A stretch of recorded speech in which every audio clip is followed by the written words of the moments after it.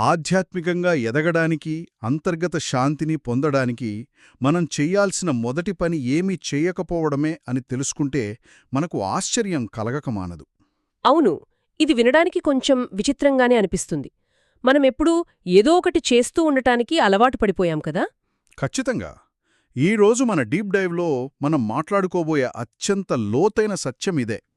అజాన్ చా గారి బోధనల సారాంశం, అలాగే the 8-fold doors, the simplicity of letting be అనే మూల గ్రంథాల ఆధారంగా ధర్మం గురించి ఒక లోతైన విశ్లేషణ చేయబోతున్నాం.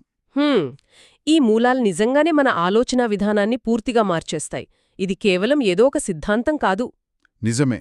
సాధారణంగా మనకు చిన్నప్పటి నుండి ఒక పద్ధతి ప్రకారం, ఒక జాబితా ప్రకారం పనులు చేయడం అలవాటు. ఆధ్యాత్మిక సాధన అనగానే ముందుగా త్రిపిటకాల్లోని ఎన్నో గ్రంథాలు చదివేయాలి, ఎన్నో కఠినమైన నియమాలు పాటించాలనే ఒక ఫార్ములా మన ఆలోచనల్లో బలంగా నాటుకుపోయి ఉంటుంది. అంటే మనం భౌతిక ప్రపంచంలో వస్తువులను ఎలాగైతే పోగు చేసుకుంటామో, ఆధ్యాత్మిక మార్గంలో కూడా జ్ఞానాన్నెలా పోగు చేసుకోవాలని మనసు తహతహలాడుతుంది. దీనినే మనం ఆధ్యాత్మిక భౌతికవాదం అనొచ్చు. ఆధ్యాత్మిక భౌతికవాదం, అవును, ఇదొక అదృశ్య వల లాంటిది. కరెక్ట్. ఎన్ని గ్రంథాలు చదివాము, ఎన్ని గంటలు ధ్యానంలో కూర్చున్నాము అనే లెక్కలు వేసుకుంటూ సాధకుడు అనే ఒక ప్రత్యేకమైన గుర్తింపును మనసు ఏర్పరచుకుంటోంది. కాని అజాన్ చా గారి బోధనలు ఈ విధానాన్ని పూర్తిగా ప్రశ్నిస్తున్నాయి. అంటే అనవసరమైన సిద్ధాంతాల భారాలను దించుకోవడం గురించే ఈ మూలాలు వివరిస్తున్నాయి కదా. సంప్రదాయ పద్ధతులకు, ఈ కొత్త విధానానికి ఉన్న తేడాను మనం జాగ్రత్తగా గమనిస్తే ఈ సత్యం బోధపడుతుంది. అవును, దాని మనం కొంచెం విడమర్చి చూద్దాం. ఇప్పుడు త్రిపిటకాలను అధ్యయనం చేసేటప్పుడు అష్టాంగ మార్గం అనగానే సరైన అవగాహన, సరైన వాక్కు, ఇలా ఒక జాబితా కనిపిస్తుంది. సాధనలో ముందుకు వెళ్లడానికి ఈ 8 మెట్లను ఒక్కొక్కటిగా ఎక్కాలి అనుకుంటాం. వాటిని ఒక చెక్లిస్ట్లా భావిస్తాం. కాని ఈ మూలాల్లో అష్టాంగ మార్గాన్ని ఒక సరికొత్త కోణంలో చూపిస్తున్నారు. అష్టాంగ మార్గమంటే ఎక్కడో ఉన్న మెట్లు కాదు, మన శరీరంలోనే ఉన్న 8 ద్వారాల గురించి చెబుతున్నారు. మన 2 కళ్ళు, 2 చెవులు, 2 నాసికారంధ్రాలు, ఒక నాలుక, ఒక శరీరం, అంతేకదా? ఖచ్చితంగా. ఇవే ఆ 8 ద్వారాలు. బయటి ప్రపంచాన్ని మనం అనుభవించేది ఈ ద్వారాల గుండానే. ఇది నాకొక అద్భుతమైన పోలికను గుర్తుచేస్తోంది. ఒక విహారముఖద్వారం దగ్గర కాపలాగా నిలబడి గమనించడం లాంటిది ఈ ప్రక్రియ. నిజమే. ఇది దారి తెలుసుకోవడానికి మ్యాప్ని బట్టి పట్టడం లాంటిది కాదు. ఆ విహార లోపలికి ఎవరొస్తున్నారో, ఎవరు వెళ్తున్నారో నిశితంగా గమనించడం. ఆ కాపలాదారుడు పనే కేవలం గమనించడం మాత్రమే కదా, తీర్పునివ్వడం కాదు. అవును. అసలు మనస్సు ఎలా పనిచేస్తోందో అర్థం చేసుకోవడానికి ఈ పోలిక చాలా కీలకం. లోపలికి వచ్చేవారు మంచివారా చెడ్డవారా అని తీర్పునివ్వడం కాపలాదారుడి బాధ్యత కాదు.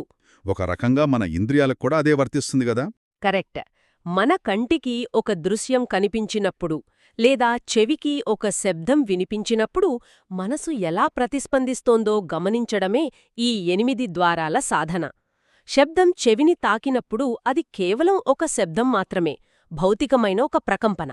కాని మరుక్షణమే మన మనసు దానికి ఒక లేబిల్ వేస్తుంది.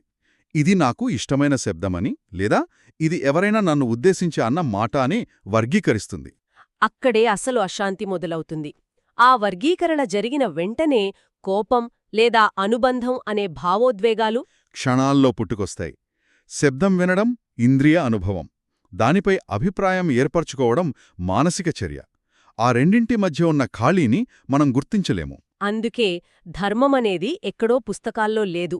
అది ప్రతిక్షణం మన కళ్ల ముందు, మన చెవుల ముందు జరుగుతూనే ఉందని మూలాలు స్పష్టం చేస్తున్నాయి. ఆలోచనలు పుట్టడం, కాసేపు ఉండటం, మాయమవ్వడం, ఇదంతా ఆ విహారద్వారం దగ్గర నిలబడి గమనిస్తే చాలు. వ్యక్తులు ఎలా వస్తారో ఆలోచనలు కూడా అలాగే వస్తాయి, వెళతాయి. కాని ఆ ద్వారాల దగ్గర గమనించడం ఆచరణలో ఎందుకో అంత కష్టంగా మారుతుందో తెలుసా? ఎందుకంటే ఆ గమనించే క్రమంలో మన అహం ప్రవేశిస్తుంది. నేను గమనిస్తున్నాను, నేనొక గొప్ప సాధకుడిని అనే భావన మొదలవుతుంది కదా. ఖచ్చితంగా. ఎప్పుడైతే ఆ అహం పుడుతుందో అక్కడే చిక్కొస్తుంది. కాపలాదారుడు విహారద్వారాలను మూసివేసి ఎవరినీ లోపలికి రానివ్వకుండా చేయలేడు. ఇంద్రియ ద్వారాలను మూసివేయడం సాధన కాదు. ఆ ద్వారాల గుండా లోపలికి వస్తున్న అనుభవాలను ఎరుకతో గమనించడమే సాధన. అవును. ఒక అనుభవం పుట్టినప్పుడు అది శాశ్వతం కాదు అనే సత్యాన్ని ఆ క్షణంలోనే గ్రహించాలి. అది పుడుతుంది, కొంతసేపు ఉంటుంది, మాయమవుతుంది. కాని మన అహం ఆ అనుభవాన్ని వదలదు. నేను ప్రశాంతతను అనుభవిస్తున్నాను అనే కొత్త గుర్తింపును కోరుకుంటుంది. దాన్ని తన స్వంతం చేసుకోవాలని చూస్తుంది కదా. సరిగ్గా ఇక్కడే మూలాల్లోని అత్యంత ఆసక్తికరమైన ఆదేశం ఒకటి నన్ను చాలా ఆలోచింపజేసింది. అదేమిటంటే, ధ్యానం చేసే వ్యక్తిగా మారవద్దు, జ్ఞానోదయం పొందవద్దు అని. ఇది చాలా లోతైన మాట. కాని ఇది వినడానికి కొంచెం విరుద్ధంగా అనిపించడం లేదా? ఇప్పుడు అరణ్యలో కఠినమైన నియమాలతో ధృతంగ సాధన చేసే ఒక భిక్షువుకు కూడా జ్ఞానోదయం పొందాలనే లక్ష్యం లేకపోతే అసలు ఆ సాధనకు అర్థమేమిటి? ఇది చాలామంది సాధకులు ఎదుర్కొనే అతిపెద్ద గందరగోళం. భవం లేదా ఏదో అవ్వడమనేది ఎప్పుడూ భవిష్యత్తుకు సంబంధించినది. అంటే లక్ష్యం లేకుండానే ముందుకు వెళ్లాలా?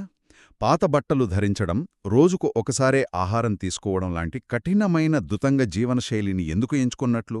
మనం ధ్యానం చేసే వ్యక్తిగా లేదా ప్రశాంతమైన వ్యక్తిగా గుర్తింపు పొందాలనుకున్నప్పుడు ఆ గుర్తింపే ఒక పెద్ద భారంగా మారుతుంది.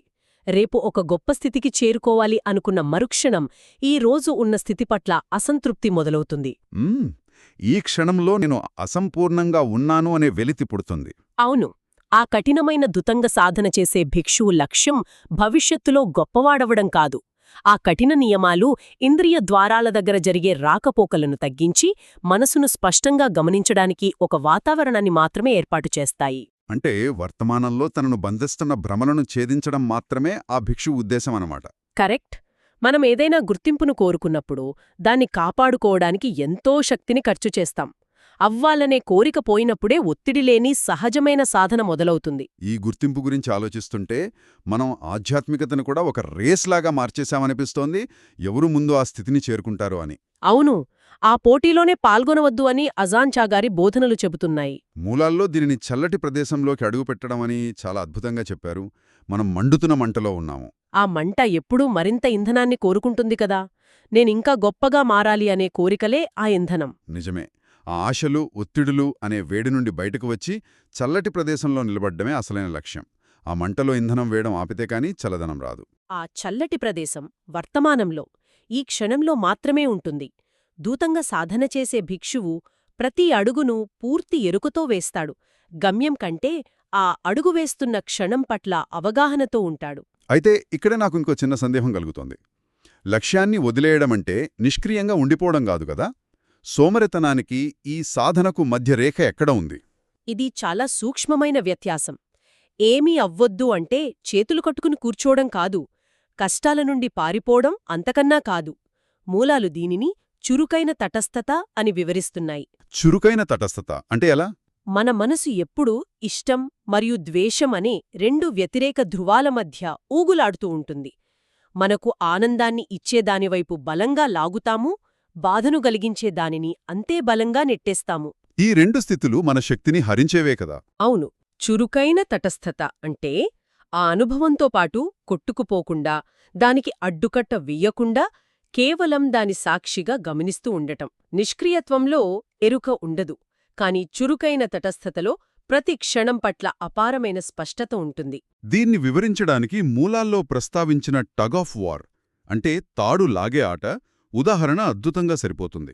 మనసుతో మనమాడే ఆట కూడా ఇలాంటిదే. అవును. ఆ తాడును పట్టుకుని మనం ఎంత లాగితే అవతలి వైపు నుండి పరిస్థితులు అంత బలంగా లాగుతాయి కదా.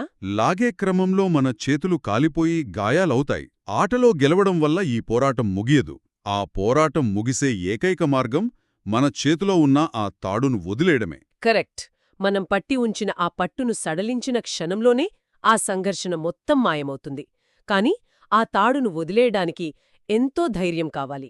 మనం ఓడిపోయినట్లే లెక్క అని మన అహం భయపడుతుంది. ధర్మం ప్రకారం చూస్తే ఆ తాడును వదిలేయడమే అసలైన స్వేచ్ఛ కదా.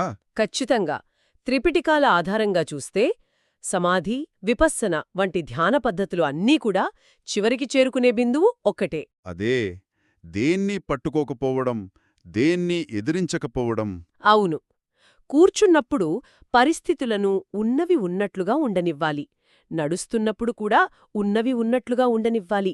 దేమిని మనకు నచ్చినట్లుగా మార్చడానికి ప్రయత్నించకూడదు. కాని నిరంతరం ఏదో ఒకటి చేయడానికి అలవాటుపడిన మనస్సుకి ఇది చాలా కష్టమైన పని. మనసు ఎప్పుడూ ఇలా ఉండాలి, ఇలా ఉండకూడదు అనే నియమాలను విధిస్తూ ఉంటుంది. ఒక పువ్వును చూసినప్పుడు దాన్ని ఆస్వాదించడం కంటే అది ఎప్పటికీ వాడిపోకుండా ఉంటే బాగుండు అని మనసు లెక్కలు వేస్తుంది. ఇలాగే జరగాలి అనే కండిషన్లతో మన అనుభవాలను మనమే బంధిస్తాము. ఆ బంధనాల వల్ల ప్రతి చిన్న విషయాన్నే ఒక సమస్యగా మార్చుకుంటాం. విహారద్వారం దగ్గర నిలబడిన కాపలాదారుడిలా ఒక శబ్దం వినపడితే అది కేవలం శబ్దం మాత్రమే అని అంగీకరించాలి. అవును, ఒక ఆలోచన వస్తే అది కేవలం ఆలోచన మాత్రమే అని గుర్తించాలి. దానితో మనం తాదాత్మ్యం చెందాల్సిన అవసరం లేదు.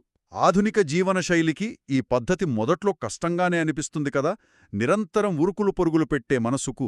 నిజమే, కాని మనలో జరుగుతున్న ఈ మానసిక యుద్ధం నుండి బయటకు వచ్చి ప్రశాంతంగా ఉన్న చోట నిలబడటానికి ఇదే అత్యుత్తమమైన మార్గం. ఉన్నదానిని ఉన్నట్లుగా అంగీకరించడం ద్వారా మన సహజస్థితికి చేరుకోవడం. అష్టాంగ మార్గాన్ని కేవలం జాబితాలా కాకుండా మన ఇంద్రియ ద్వారాల దగ్గర జరిగే ఒక జీవన ప్రక్రియలా ఎలా అర్థం చేసుకోవాలో ఈరోజు వివరంగా తెలుసుకున్నాం. అవును, ఏదో అవ్వాలి అనే తపన మనల్ని ఎలా బంధిస్తోందో, ఆ వల నుండి బయటపడటానికి పట్టును సడలించడం ఎంత ముఖ్యమో చర్చించాము. ఈ విశ్లేషణ ఆధారంగా మనం మన రోజువారీ జీవితంలో కేవలం 2 నిమిషాల పాటు ఏమీ అవ్వకుండా, ఏ గుర్తింపును ఆశించకుండా మన ఇంద్రియాలకు తగిలే అనుభవాలను సాక్షిగా గమనిస్తూ ఉంటే ఎలా ఉంటుందో ఒకసారి ఆలోచిద్దాం. ఆ 2 నిమిషాల ఏమీ కానితనం ఎలాంటి కొత్త శాంతిని మేల్కొల్పుతుందో గమనించటం నిజంగా ఒక మంచి సవాలు. ఖచ్చితంగా. మరొక లోతైన విశ్లేషణతో మళ్ళీ కలుద్దాం.